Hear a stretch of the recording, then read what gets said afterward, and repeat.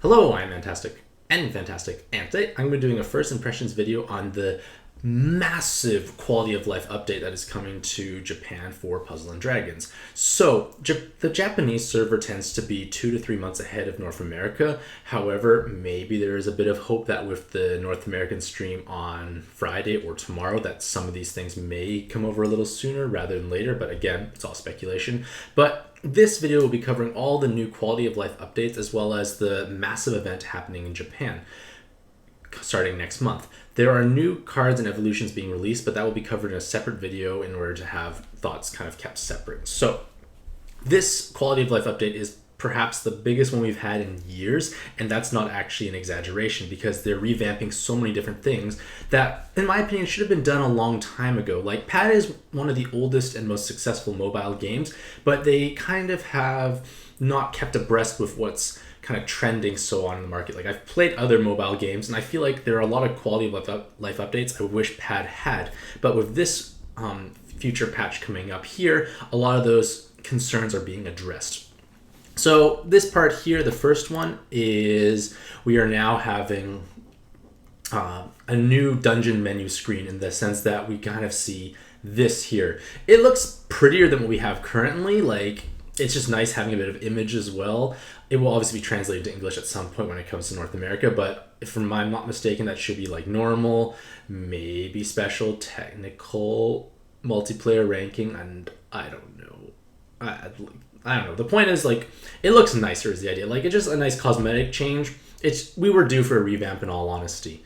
And then in addition to that, each dungeon will now showcase what are the possible spawns or drops that can be occurred. And there will be a special symbol marking that it's a rare drop, so it's harder to acquire.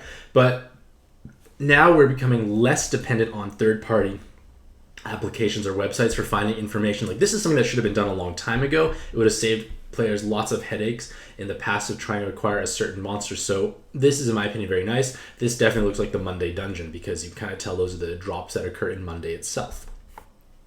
The next thing is the new team UI, and the new team UI is a big step up. We can now see inherits, which is a big deal. Like, I can now see, like, my Anubis has Saria, my Yomi has, I think that Zuo's inherit. So this is a great step in the right direction. We now can easily display team compositions to each other for much less of a headache. And there will also be the ability to see, like, the stats in a more detailed breakdown. Like, you can see here in this image that it has a bit less. It just shows the health and attack and recovery, if I'm not mistaken, like the totals. And then it shows the individual breakdown here. So you can see all the different awakenings you have. So you can check very quickly, do you have 100% skill bind resist, 100% blind, poison, etc. So this will definitely make team building headaches significantly smaller. I like this. Like, this is going to make my life a lot easier as well.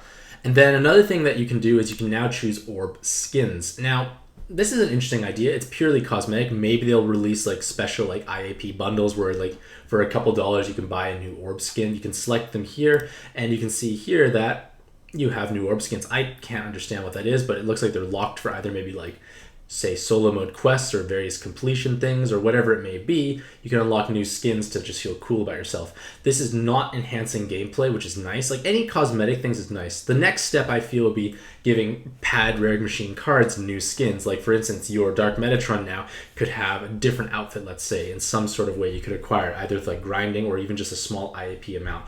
I'm pretty sure there are people who would love to see their favorite waifu dressed in a different outfit that's not necessarily seasonal collab event. So I think that's something that could be interesting moving forward. And then the last major quality of life update here is custom friend lead. So, oops, not that one. In the past, a lot of players have had difficulty finding their matching leader, so to speak. Like, you want to play like your Princess Soprano because you love her so much, but you never can find a Princess Soprano friend. Now, if you have both cards in your monster box, you can use them as a leader. So now you can effectively bring a team of 6. Normally you have your leader plus 4 subs, friends leader. Now it's your monster box and have all 6 cards, so you have bring the 2 leaders and 4 subs. You cannot have duplicates. That means your sub cannot be also a leader at the same time. So for instance, if you wanted to run that Princess Soprano team, you need to have 2 Princess Sopranos. Conversely, similar idea, like if you want to run something like a 7x6 leader with a certain pairing, you can bring both of those at the same time. Whatever it is, like, you can find a way to get around it. Obviously, it's not the perfect world scenario where, like, you have to have both of those two cards, possibly rare cards, but at least it's a step in the right direction. It can definitely alleviate some concerns. Another big and exciting thing is, well, there's going to be a new technical dungeon for Machine Noah, but there's also going to be a new normal arena. And this new normal arena will cost 99 stamina. It'll give you jewels and low-grade latents, so the actual drops itself are not that great, but on completion you gain 6 million monster experience. So if you brought a level 1 card into the dungeon, it instantly is max level, assuming it's a thing with at least a less than 6 million curve. But this is incredibly valuable for things that you have limit broken. And because each level in a limit break is 5 million experience, if I'm not mistaken, this is going to save significant amounts. Is it 5 million or 3 million? I can't remember. It's a very high number. But the point is, like, if you enter a dungeon with, say, all 6 cards, you can bring your own leader as well. Remember, you can bring your 6 cards. You enter there when all the cards are level 100. Upon completion, everything will be level 101. That's 6 snow globes you just saved. So that's better value than playing Arena 4. And that's a big deal. Assuming the rank experience here is not abysmally small, which it shouldn't be, you're going to be gaining very fast level ups for your monsters. So this is a great way to save your snow globes. So like what I have tons of super snow globe dragons, but I haven't used them all yet. So what I might do is, like, I might bring a team that is capable of clearing this arena, filling up the team of all level 100 cards, and then going through the dungeon and giving them all level ups as they go. Just be aware that this is a normal arena, so if I'm not mistaken, it's in the normal dungeon section, so that means there should be no mechanics. It means that they probably just have massive amounts of health, is my guesstimate. I could be wrong, but hopefully this dungeon isn't too overtly difficult. But again, you can always bring a top tier leader with subs that have the chance to level up at the same time, so this is a great way to save snow globes, something to just keep in mind for the future. And then now some miscellaneous buffs and changes. Rank 1 team cost is increased to 300, so everyone gets a bit more team slots, so that means you have the ability to run the better badges if you're running high cost cards like farmable ones like Hexazeon, so on and so forth. Quest reward menu is now changed around. Normal dungeons unlocking criteria, so it just unlocks in a different order. Some technical dungeon rules shouldn't be too big of a deal. And remove challenge mode and coin dungeons. So maybe this is kind of the exciting part, but I honestly feel like they'll have to introduce new things to kind of justify the removal of challenge mode and coin dungeons. But I guess as a big thank you for losing those challenge mode and coin dungeons, there is now going to be this special big thank you festival. So this special big thank you festival is going to be an event that we should be getting in North America because it's not a collab exclusive or regional exclusive thing. And basically the idea is upon login, you get 100 magic stones in November and in December for Japan respectively. For us, if it comes several months later, it'll be like back to back, say February and March, let's say.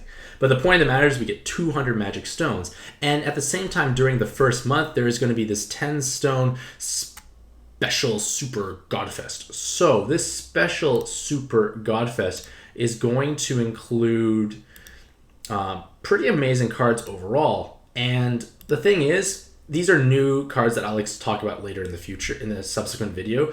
But the point of the matter is, like, this is a pretty crazy Godfest lineup. And if you look at the very bottom, the trash rolls, well, these are the Godfest exclusives. The roster lineup varies for the Godfest exclusives, so check within the month itself. Like, it happens for half the month, and the second part happens for the second half of the month.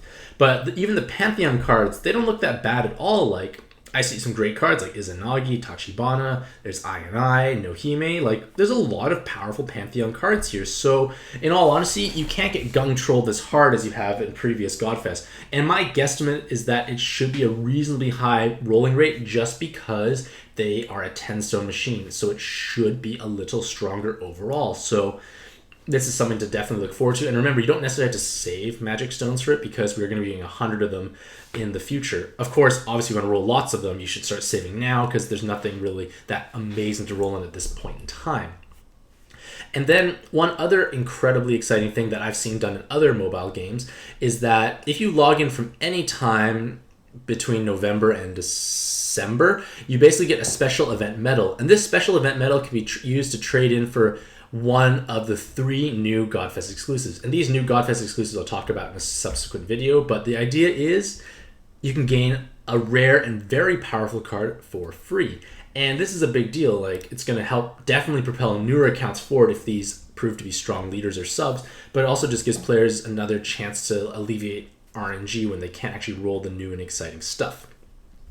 In addition to the Godfest and the rolling and whatnot, there's going to be 10 times rank experience for experience of lifetime. So there'll be 2 of them for 2 million rank experience times 2. So if you use your Ganeshas or your Salines, you're going to be gaining even more massive amounts of rank ups for new accounts. If you're going to start a new account, this would be the best time. 100 stones, roll a bunch of times, rank up a billion times as well. Pretty amazing.